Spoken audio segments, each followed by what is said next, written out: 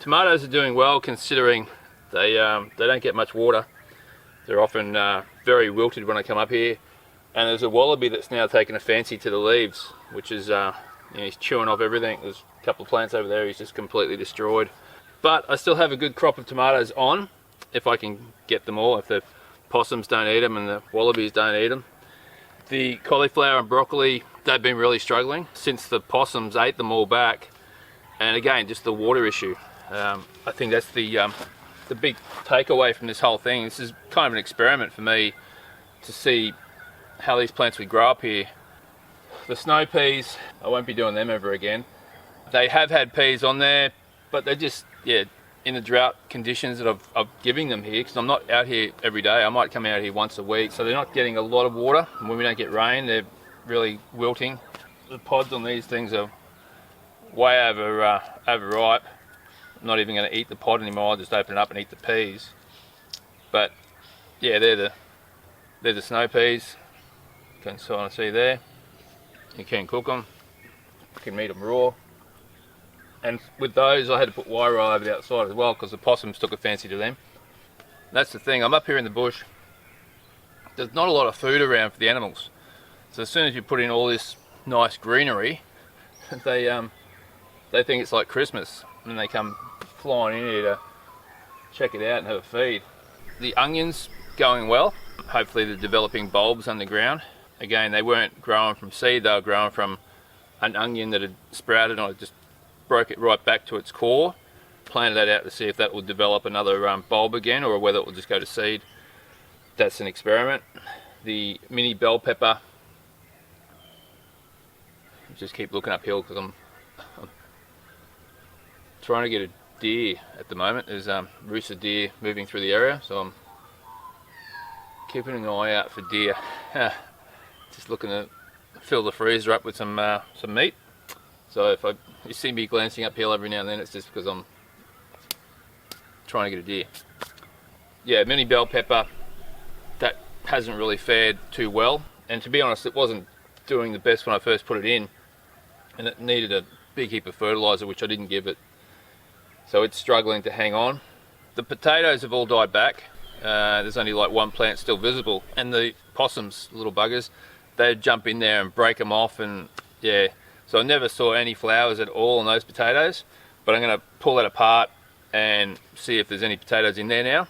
What I've learnt from this, got to have a water supply close at hand so I can keep giving them a good drink all the time, and I really need to improve the soil. So that would be collecting a big heap of leaves like this and crushing it up, and then building a compost heap, letting it rot down, and getting that nutrients to really improve the soil.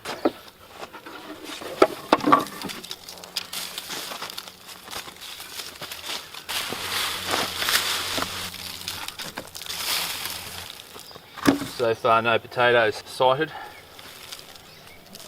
I'm hoping there's going to be something in amongst all this, surely.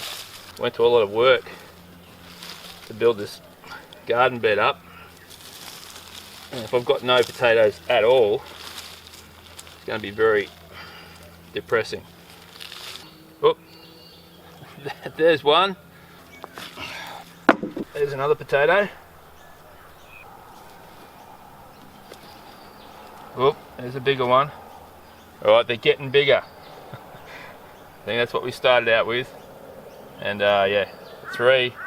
Not really a feed just yet, but it's kind of like treasure hunting with potatoes. I am also being mindful because I know there are centipedes around here. I saw some when I was building this vegetable patch.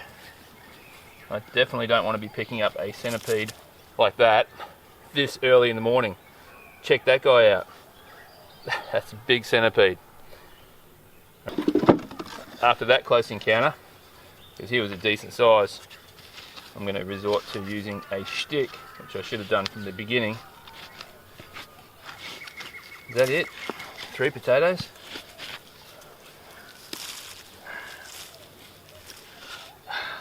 Come on. It's got to be more than that, surely. Tiniest potato ever. Does that even count as a potato?